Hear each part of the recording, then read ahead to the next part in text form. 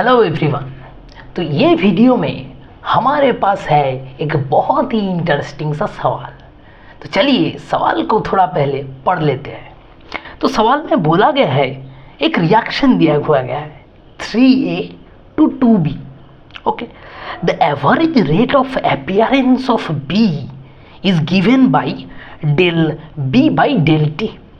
Now the correct relation between the average rate of appearance of B with the average rate of disappearance of A, ये हमसे पूछा गया है। देखिए question कितना इजी है। ये एक्चुअली केमिकल काइनेटिक्स का क्वेश्चन है ना। तो एक रिएक्शन दिया हुआ गया है जो कि है 3A to 2B, 3A to 2B। यहाँ पर देखिए ये रिएक्शन के लिए हमें केमिकल काइनेटिक्स को यूज़ करना पड़ेगा। अब देखते हैं यहाँ पर A इज़ द रिएजेंट है ना, और जो हमें मिल रहा है उसे हम कहेंगे product. So A is the reagent and B is the product. अब देखिए हमसे क्या मांगा है, हमसे मांगा है एक रिलेशन किस किस के बीच में, the appearance of B and average rate of disappearance of A। तो हमें average rate of appearance and disappearance को ढूंढना पड़ेगा और उसके बीच में रिलेशन देखना पड़ेगा। सो क्या यूज़ करेंगे हम यहाँ पर? हम यहाँ पर यूज़ करेंगे एक रिलेशन, वो है average rate of reaction. Average rate of any chemical reaction हमें जानना पड़ेगा और उसके बाद हम इजीली इसे आंसर कर देंगे। तो चलिए मान लेते हैं हमारे पास एक केमिकल रिएक्शन है, वो है Ma2NB है ना। तो देखिए हमारे पास ये वाला रिएक्शन है, इसे हम पहले भूल जाते हैं। पहले हम जनरल वे में देखते हैं कि एवरेज रेट ऑफ रिएक्शन होता क्या है। तो Ma2NB ये जो रिएक्शन है इसमें A is the reagent and B is our product. तो अगर हम यहाँ पर एवरेज रेट ऑफ रिएक्शन ढूंढेंगे तो पता है हमें क्या मिलेगा?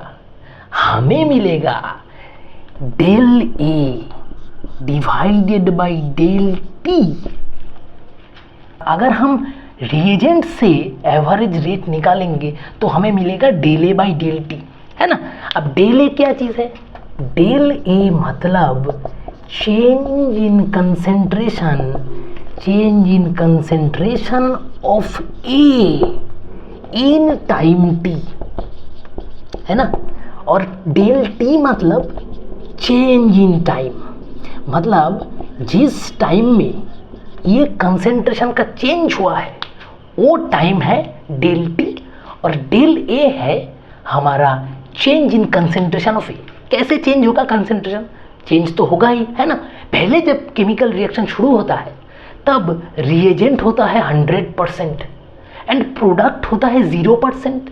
लेकिन जब टाइम जाता है तो रिएजेंट धीरे धीरे घटता जाता है, रिएजेंट का कंसेंट्रेशन कम होता जाता है और प्रोडक्ट, नया प्रोडक्ट बनता है, प्रोडक्ट का कंसेंट्रेशन बढ़ जाता है। यह है मसला। तो उसका मतलब average rate of disappearance of A है ना। A धीरे धीरे घटता जाएगा, A धीरे धीरे डिसअपीयर होते जाएगा। तो उसके लिए ये जो हमारा rate of reaction of A है, rate of reaction for the reagent A, reagent के लिए हम एक नेगेटिव साइन लाएंगे। ये नेगेटिव साइन क्यों आया? क्योंकि यहाँ पर A डिसअपीयर हो रहा है, कम रहा है, उसके लिए ये नेगेटिव साइन आ गया। और डेल A है हमारा change in concentration of reagent and del T is the time. अब हम प्रोडक्ट के लिए एवरेज रेट ऑफ रिएक्शन देखेंगे।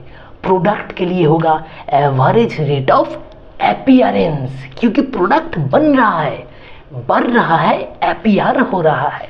तो ठीक सिमिलर वे में del B by del T। अब बताइए डेल T क्या होगा?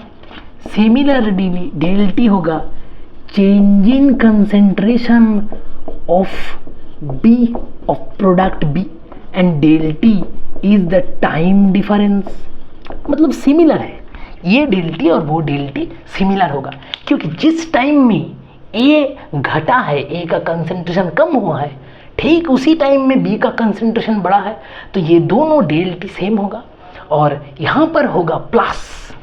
बताइए क्यों?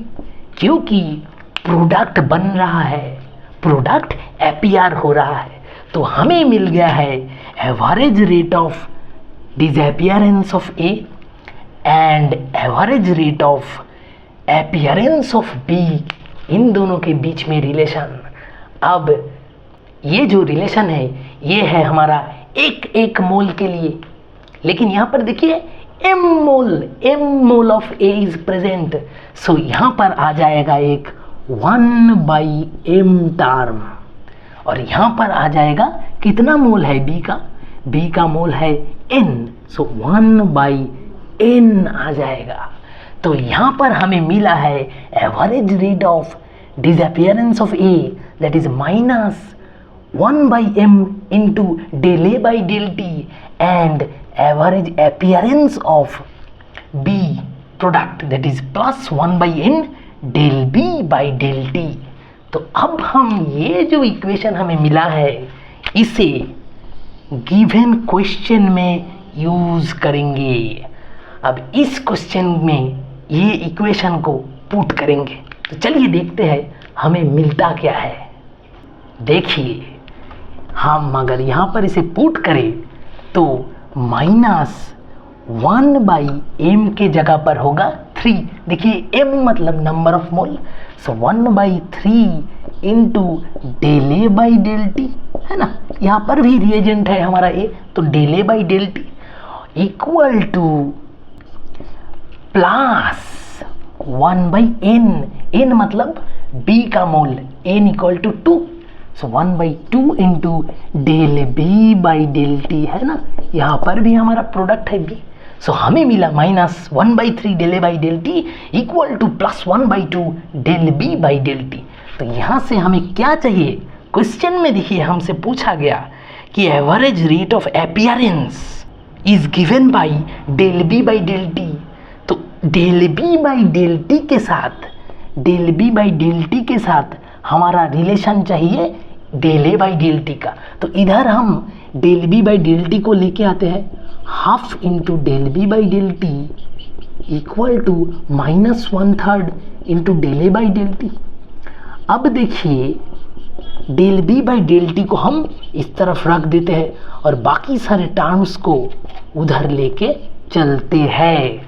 तो माइनस था, 1/3 था, इधर से 2 ऊपर आ जाएगा, सो 1/3 into 2 into del A by del T।